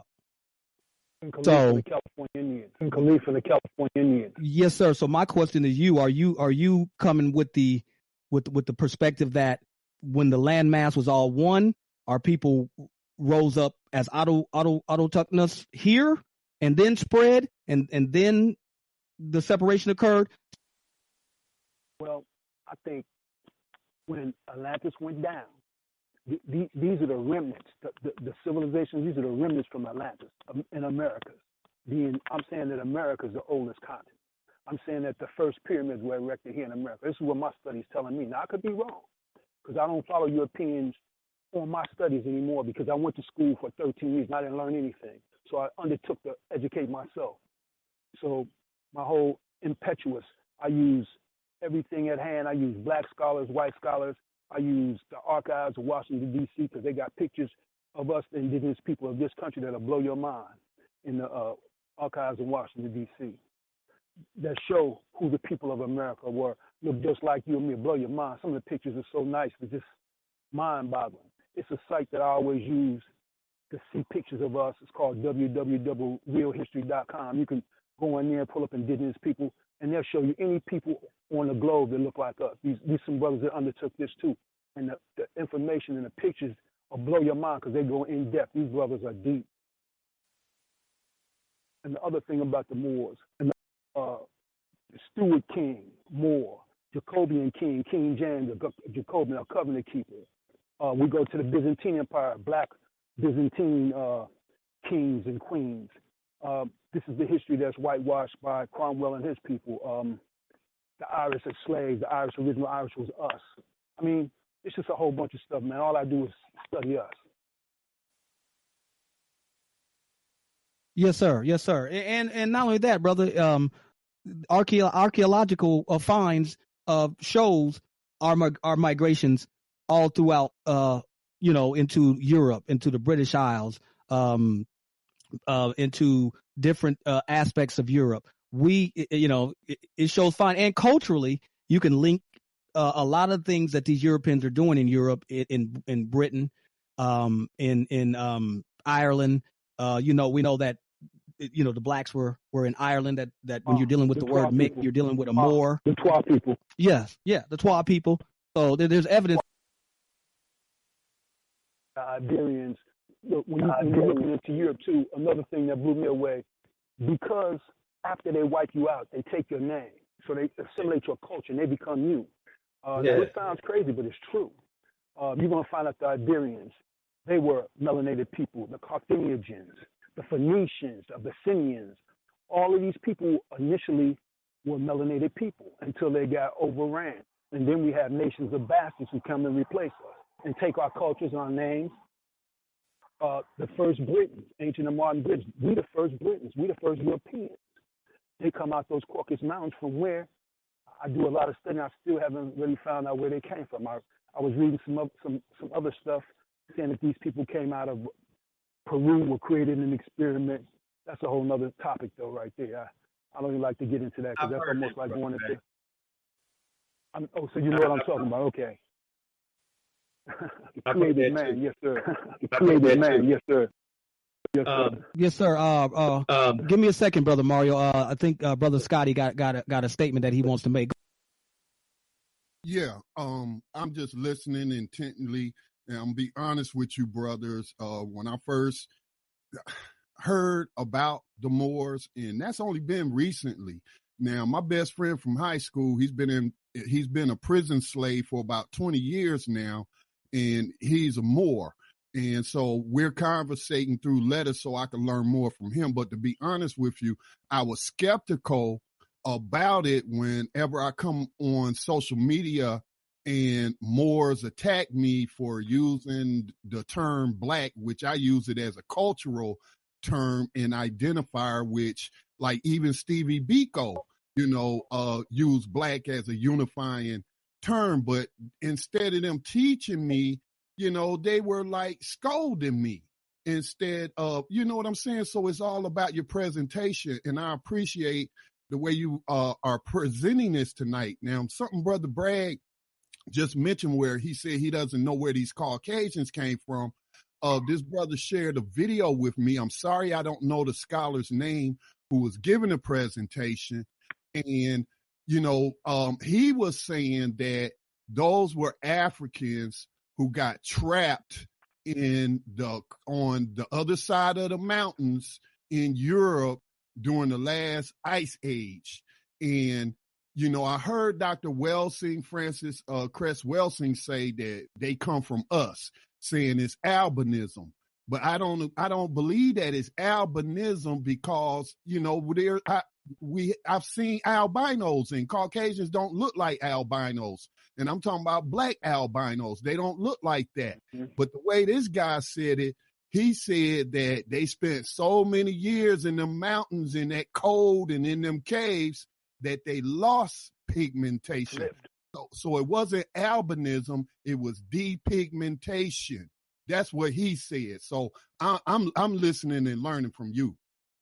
But Brother Scotty, that's a very good point you're making, because what you're speaking of is the two cradle theory that was put together by Diop when you're talking about blacks who had left Africa, and they left Africa through the, like he said, through the Straits of Gibraltar, the Suez, the Isthmus of Suez, they leaving Africa and going into Europe. Like Brother Bragg just said, we know that we are the first people to inhabit Europe in all aspects of it. And even when you get into the spiritual aspect of some of the British, not even spiritual, their religious dogma, Arthur writes in Knights of the Round Table, you're dealing with Egyptian wisdom. You're dealing with nothing but what was left by what was taken up by the black folks that was already there. So you're looking at these black folks going into Europe, and due to the dawning of an ice age, which came down to, correct me if I'm wrong, Brother Bragg, maybe the 37th parallel or something of that nature, and you're dealing with a group of Africans being caught in that environment. And exactly what you're saying, Brother Scotty, depigmentation is what occurred because of the lack of exposure to the sun and the lack of moisture in the air. Depigmentation occurred. Now, there were some blacks that was able to keep their pigmentation due to being able to get vitamin D from the salt fish that were in the area in which they were at. That vitamin D enabled them to be able to keep their pigmentation while others lost it. If somebody else got something to bring on that, yes, brother. I have to give all praise and honors to the genius, Sheikh Diop. But I have to say that I'm not totally convinced that. Well, first of all, let me say that I recognize that all these, I don't even want to call them Europeans, because as Brother Bragg was saying, they stole the names because the first Europeans were black as well. So I'm going to go back to Tamahu. These Tamahus, there may be different sects, tribes, or different organizations of them. Yes, some of them I believe do come from albinoism, but I've seen those who are affected with albinoism still be able to produce melanated children. So, that lets me know that, okay, we do have those genes within us, but there's still some dominant genes within those people, and they still manifest themselves, at least from time to time. And then you have the people who have, they still are pale in skin, but they still have Afrocentric features. They have the straight hair. They have blue or green eyes. But all these traits are also found in our indigenous people in Africa or all over the globe. So we know that we still have those traits. And from time to time, we can produce light skin, every spectrum of the rainbow. But as far as these Tamahus who are against nature, against the nations of man that have been here since time of the beginning, those are the people that I'm speaking of, and I just cannot see how them being they're only a few thousand years old. I mean, we're not talking about an ancient people. We're not talking about millennia of generations to exhibit these changes. So we're talking about a very short time period for a dominant gene to just completely be non-existent, because I've never seen two Tammy Hues produce a melanated child unless they are afflicted with albinism. That's where I stand. Hey, could I interject? Now, this is just me. When I was a child, I went to school a long time ago. I'm 61. They taught us about albinism, a frog that doesn't have melanin, a white frog, albinism. Now, I take it a little further. I look at it as the vestige of leprosy. And if you look at going to Europe, you'll find out they had a real problem with leprosy. As a matter of fact, they had a problem with leprosy here in this country, which they don't really mention very much. As if the problem was so bad that you could be committed to sanitariums for this leprosy. That was a widespread disease amongst them here in America and in Europe. They really don't mention it much. They did a lot of bleeding because they used to feel that if they bled you, they could get the disease out of you. Some of the things that I find in studying these people just be fascinating to my mind. They used to eat the bodies of the mummies because they felt that they had medicinal purposes. Right. And they're still eating bodies right now, I believe. That's my belief. But I'll let you guys continue. Forgive me, man. I hate to digress. No problem. But Brother Rio, and let me come at you. And Brother Reggie, I see you on the line. We coming to you here in a minute, Brother Reg, and I'll come to you right when I'm done. But Brother Rio, let me kick this at you, because I know what you're saying is that, okay, these pale faces coming from brothers, I ain't really with that. Is that? No, brother. What I'm saying is I understand that there are some pale faces that come from brothers because we have every single genome in the spectrum. What I'm saying is that with the people that we produce, that dominant trait is still in there. And let me go ahead and just put it out there, brother.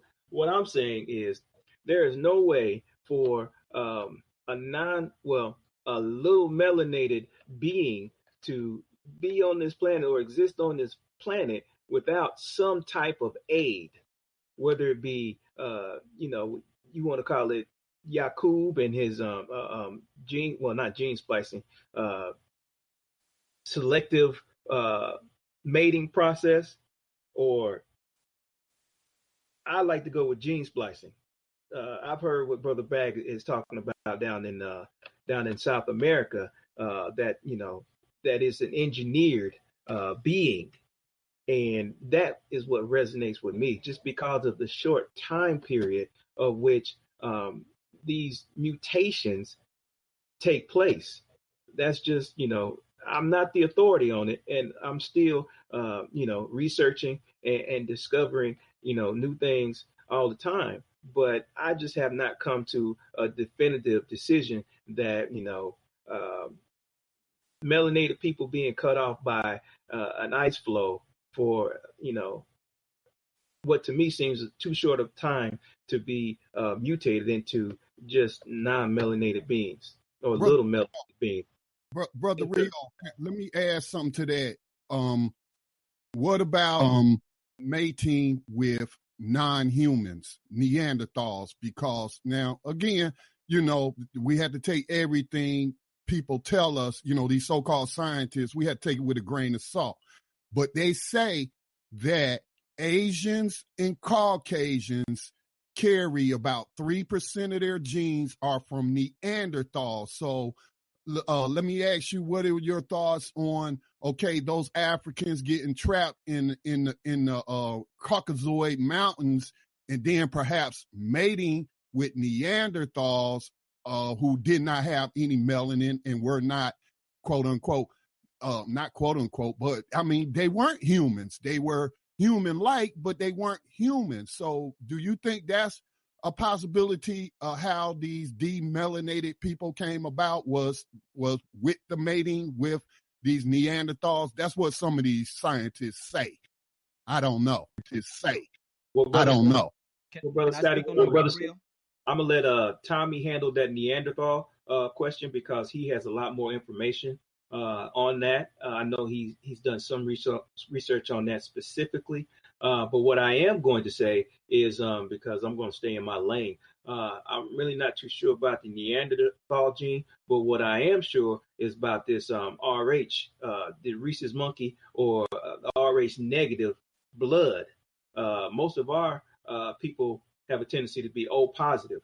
And then you have later mutations where you have the A, you have the B, and things of that nature. But this RH negative blood, that's a phenomenon, and that in particularly plagues a dominant majority of the Tamahue population called the Basque or the Basset, something of that nature. And nobody seems to know where this type of blood is coming from. What nobody knows the origins or why blood mutated into these certain mutations in the first place.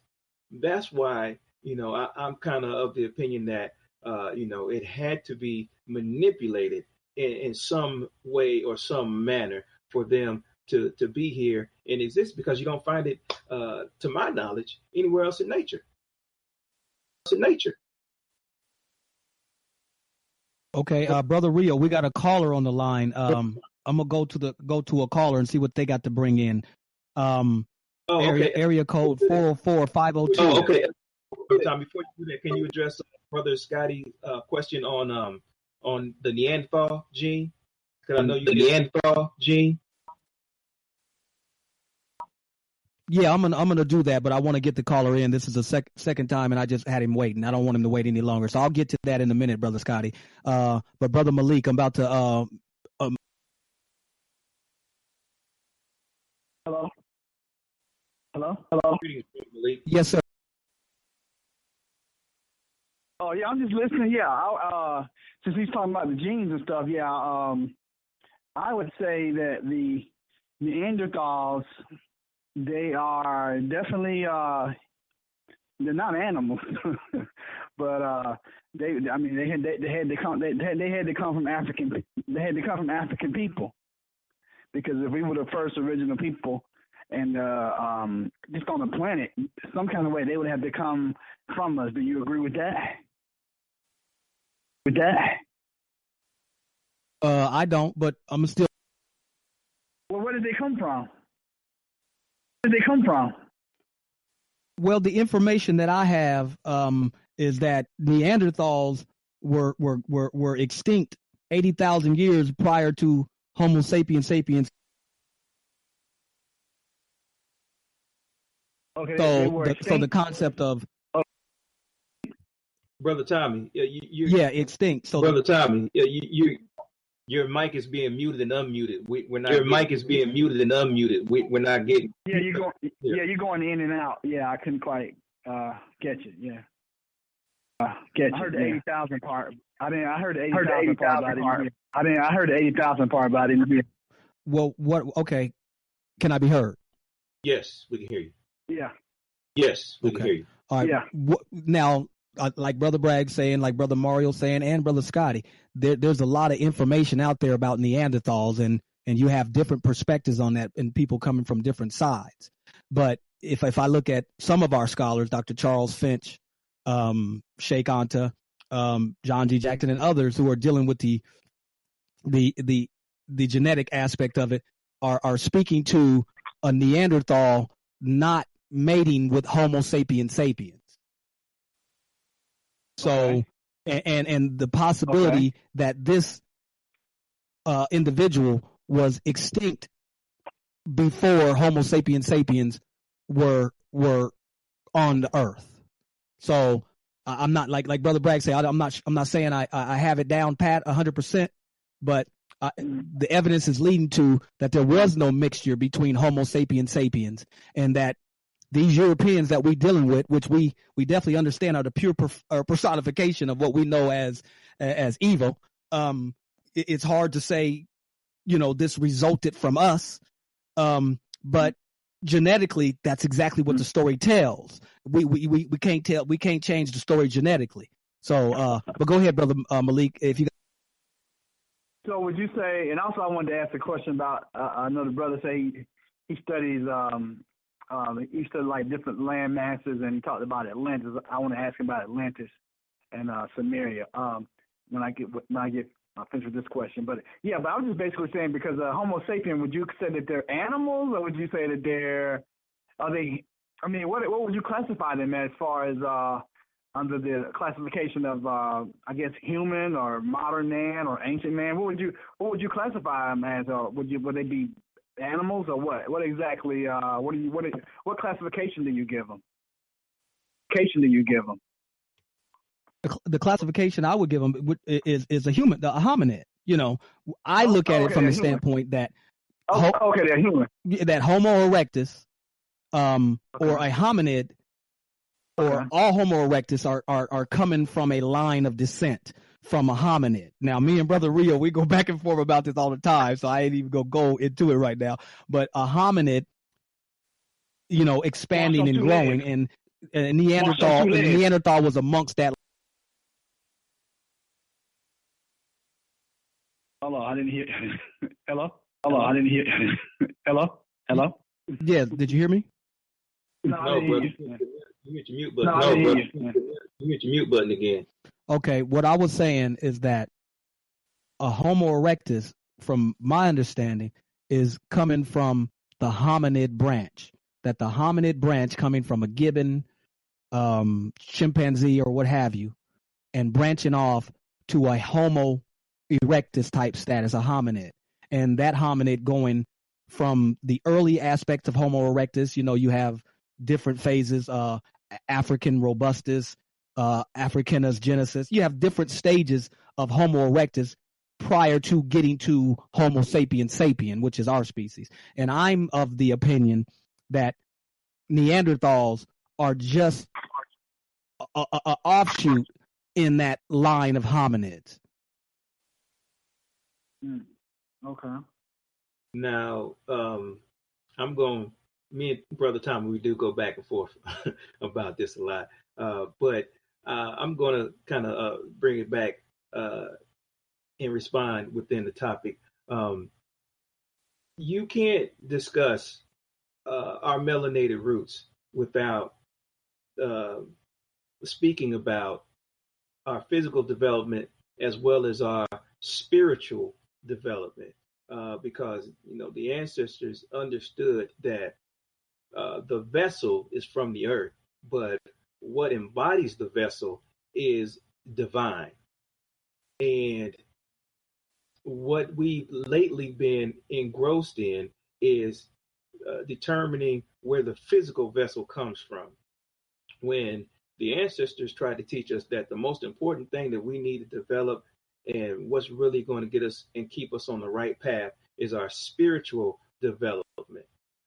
And that is one thing that we are being steered away from through the different media and propaganda and tricks of these Tammyhues. But I choose to align myself with the divinity within this earthly vessel, while recognizing that it definitely has a let's say a line that it originates from. And I can see the development through those lines, of which Brother Tommy is eloquently speaking of presently. But I don't identify with that line, because I choose to think of, I choose to separate myself from the animal nature, which is the earthly vessel, which is prepared to exist in what I like to call this earthly realm, or this matrix. You're given all the tools that you need to be able to function properly in this environment. But at the same time, you're meant to understand that it is also separate from who you truly are.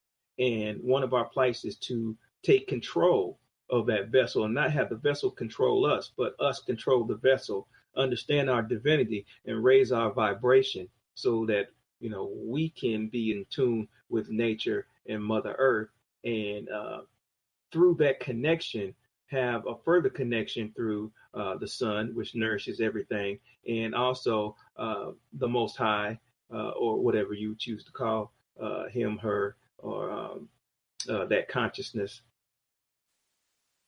how it speaks through all of its creation, so that we can understand that we are separated and manifested so that the one can realize itself, and also in that same breath understand that we are still part of the one. Yes, sir, brother. I feel you. Malik, give me a second. Brother Scotty, I'm about to come back at you. I finally found the information that I wanted to read to you about the Neanderthal. So this is, like I said, this is one version. This is Sheikh Anta Diop in Civilization of Barbarism as well. And this is what he states. The first Homo sapiens who inhabited Europe was unquestionably a migrant Negroid who came from outside about 40,000 years ago. As Vernax has demonstrated, the first white, which was the Cro-Magnon man, appeared in the same region 20,000 years later. So, Brother Mario, when you mentioned earlier that you have a hard time seeing the mutation of our people to a lighter species, right there, he's letting you know that it happened over a 20,000 year period. And then also, who was the ancestor of the Cro-Magnon if he did not derive from the Negroid through mutation? For neither the Cro-Magnon nor the Negroid descended from Neanderthal man who preceded them and who lived 80,000 years ago during the Warmian period. So, brother Sheikh Anta is in with his research is bringing to the table that Neanderthal had no interaction with the Negroid or the Cro-Magnon man. When you're looking at white folk in Europe, you're literally looking at a mutation of yourself. A mutation of ourselves, or Cro-Magnon man? Or are you saying, I'm just trying to get some clarification. Are you saying that Cro-Magnon man and I forgot the other species that you said. Are you saying they have a common ancestor? Let me add this to what Brother Tommy was saying. Now, Brother Tommy, I just saw like a week ago or 2 weeks ago, and this is why I'm saying, all of this seems to be fluid to me, because now they're saying that the earliest Homo sapiens, they found some bones that they have to now redo I forget what the chart is called, but they have to push that back by, I'm not sure if it was 100,000 years or 200,000 years, but saying they just, in Africa, they recently uncovered some humans that makes them have to push their chart back to earlier. So I just wanted to add that. And let me respond to that, brother Scotty. Go ahead. Go ahead, Brother Bragg. Oh, I just wanted to ask you, have you guys heard of the troglodyte nigger? Yeah, troglodyte is a monkey, it's though. It's like a stage like between the Caucasian and the chimpanzee. They got some pictures that's pretty nice. I mean, they just depict the transition. What's it called? What's it called again? The troglodyte nigger. That's where they get. That's where the first troglodyte. Troglodyte nigger, right? And that's where they get the first slang when they call us niggers, a derogatory, but that was them, not us. I agree. I don't know if I can go with that. I think they got that from the word for the Latin word negro, and they just took a variation of the word negro and just twisted it and then got nigger or whatever. But they do have a troglodyte nigger. They got a troglodyte nigger. They do. Oh, okay. I wanted to ask the brother about, since he mentioned Atlantis. We talk about the Moor. A lot of times Atlantis and Samaria are known as mythological cities. So you actually believe that these cities existed, and if so, where did they? Atlantis existed. Lemuria existed. Matter of fact, this is an ancient civilization. We're the remnants of that civilization, Atlantis. And where was What was its geographical location? Because they haven't found it yet. Just like the Malaysian Islands, the Pacific Islands, the Garden of Eden. That's where it would have been, just about. I believe that when the land mass divided, I believe it broke out into 13 pieces, not 5. But supposedly, from what I read about Atlantis and Samaria, they're supposedly they were supposedly advanced, and then because of the earth changes and stuff, the whole island ended up. I mean, I guess I don't know. The whole landmass ended up being swallowed by the sea. So it should be, it should be found. Since we have the technology, we got satellites, we got special GPS to even find whole cities like that. You get into esoteric books, you'll find out a lot about Atlantis. Listen, the Rockefeller family paid $300 million to institute the Oriental Museum over here in Hyde Park. Most people don't know Egypt run all through here. These people have gone to great lengths to hide certain information from the indigenous people of this land. Most people don't have a clue that Egypt runs all through the land that they walk in every day. They walk around in every day. They don't have a clue. Why do you think they don't have a clue? Even our great scholars, now, understand me, I don't kick my scholars because they put out a lot of information. But why is the information here in the land of America so suppressed? Why don't we know anything about the land of our origin? We know about all in Africa. We know about everything, but we don't know about the land we stand on. How can that be? Well, everything pretty much is suppressed when it comes to knowledge. The white man's gonna get it first because he has the money and he has the resources to get the knowledge before we do, and he also has the media system to deliver whatever he wants to deliver. So we're kind of at a disadvantage in the sense that it's a lot of things that's kept from us that we're never gonna probably know.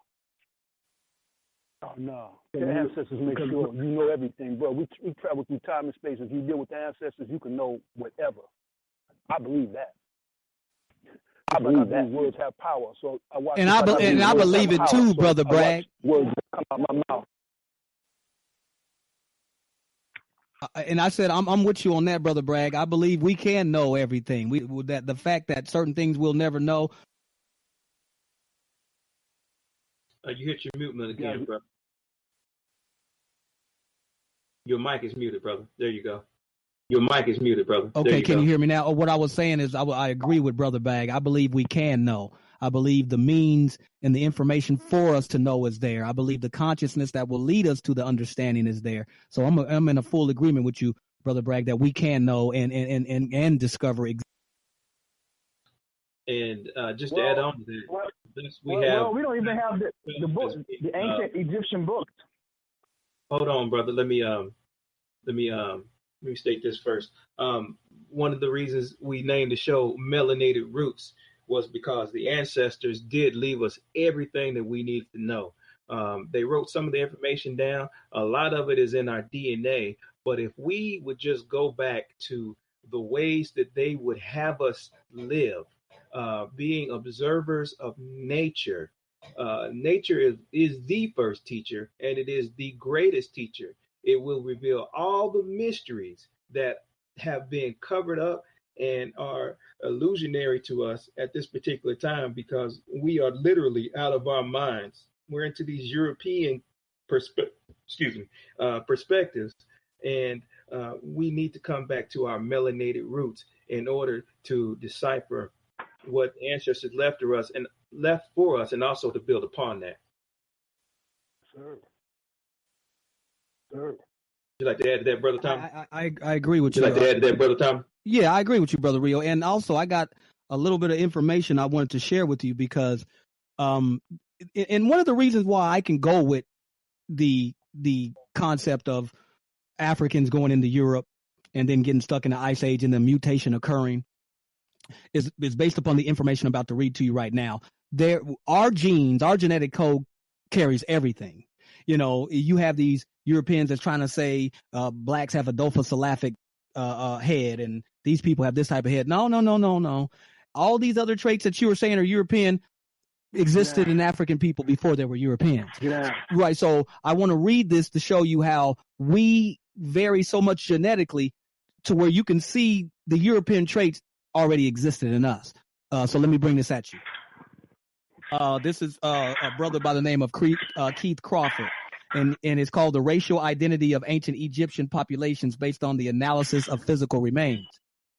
It says, study in mitochondria DNA showed more differentiation in Africa than anywhere else, which indicated that man had been evolving there for the longest period of time. Observed differences occurring in populations can be the result of multiple evolutionary factors, including mutations, which is changes in genetic material, gene flow, migrations and admixtures with different populations, environmental selection of specific traits, which is called natural selection, or genetic drift, population sampling error. The validity of the concept of an ancestral group from which present African populations are descended is supported by both genetic studies and skeletal comparisons. Brouwer in 1990 demonstrated a remarkable overlap of features between Paleolithic skeletons from North Africa, Sub-Saharan Africa, and modern humans from the Nile Valley, and the Wadi Kobina man 20,000 years ago. And it points out difficulties in distinguishing between these early sub-Saharan skeletons and North African skeletons. This suggests that an ancient ancestral population in Africa was subject to natural selection and other evolutionary processes, thereby producing the diversity in modern populations. I agree with everything you're saying, brother. I know that for a fact that and I'm sorry, brother. I went ahead and muted your mics. If you want to contribute further or have a comment to share, just hit **, and we'll gladly unmute you so that you can participate. But I readily recognize that Africans have the most diverse population, especially in genetics. So we can spawn a wide variety of particular kinds of people. My only contingency is the rate at which mutations occur, because we have brothers and sisters in cold areas like Alaska and Nova Scotia and other cold areas, and their pigmentation has not been affected at all. So as I said before, I'm just not 100% sold on the just the fact that that people get cut off by ice, and in a short period of time they lose all their pigmentation. I just haven't seen compelling evidence that sways me 100% that is the case. 100% that is the case. Brother Rio, remember, before you use that word short period of time, remember I just showed you that it was a 20,000 year period that this occurred. It wasn't a short period of time. It was. So you're telling me, just for clarification, you're telling me that Cro-Magnon was a melanated being? Trapped behind the ice? No. Cro-Magnon was Cro-Magnon was your first European, the first mutated African, the first Negro white boy was your. Yeah, okay, and you're saying the Cro-Magnons moved north and got caught, so they were already white before they got caught behind the glacier. No. The blacks, the Grimaldis, the blacks who went into Europe were there for a period of 40,000 years ago, 40,000 years. And they were there 20,000 years later is when the first European occurred out of the mutation. You got muted, brother. Okay, I'm sorry. Let me say it again. I can hear you now. The Grimaldi Negro. I can hear you now. Go ahead. I'm sorry. The Grimaldi Negro went into southern Europe and was there for a period of 40,000 years. And 20,000 years later, he was there for 20,000 years prior to the first mutation of your white Negro. So it occurred over a period of 20,000 years. But that's something we can get back to, brother. Oh, yeah, definitely. Going to be many topics. Going to be many topics. Of course, we're going to agree to disagree on some things. And like you always say, and I love the way you say it, just bring the evidence to the table. You know, we don't need facts all the time. We just, you just bring the evidence, and it'll speak for itself. Yes, sir, Brother Rio. It's time for us to get ready to roll on up out of here. We got about 4 or 5 minutes. So what I would like to do, brother, for you to kind of bring home, if you have any final words, and then I'm going to read a quick little poem that's going to take maybe less than a minute, and we're going to go ahead and close it on out. So go ahead and bring what you got to bring, Brother Rio. All right. Well, I think the first show went well. Brother Bragg, Reggie, of course, Brother Bragg, Reggie. What was the other brother's name? You are appreciated. We hope that other people will get to be able to participate. We're going to have many topics that are going to need to be hashed out. And we're going to need the thoughts and the brilliance of everybody in order to just be able to put evidence on the table. We go our separate ways. We do research. We come back and we teach each other what we found. And then, that way we can move through more information quickly, and we can dispel the non-truths from the truth, because the truth needs no it does not need to be saved. It doesn't have to be, kind of curdled, handled with kid gloves. It's going to stand on its own, because it is truth. And that is the plan of the one, is to bring us back to truth. So with that being said, I want to make sure that you have plenty of time to go ahead and read, brother. But next Monday, we will be here, same time. And we hope to see you brothers back again. Appreciate all the energy that you provided for us, and it is greatly appreciated. With that, I turn it over to you, Brother Tommy. Yes, sir, Brother Rio. I agree. I feel the same way. I just really understand it as time. We are at a certain point in time in history or in eternity, and we need to wake up. We need to find the way again. If we go back to the book 2000 Seasons, what are we acquire?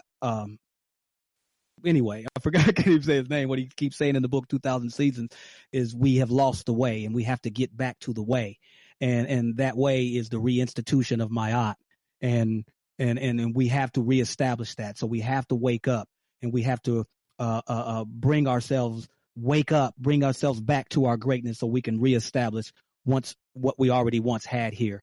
And I'm going to close out with just a little poem, and it's only going to take me a second. And Brother Rio, I appreciate the energy that you brought. Brother Bragg, Brother Reggie, Brother Malik, appreciate everybody, and Brother Scotty. And we're going to keep doing this like this and keep building. So I'm going to read this little poem, and then we out of here. It may have been 1,000,000 years ago, the light was kindled in the old dark land, with which the illuminated scrolls are all aglow. That Egypt gave us with her mummified hand.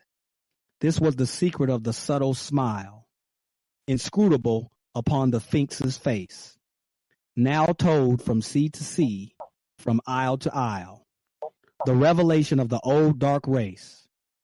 Theirs was the wisdom of the bee and bird, ant, tortoise, beaver, working human wise. The ancient darkness spoke with Egypt's word. Hers was the primal message of the skies.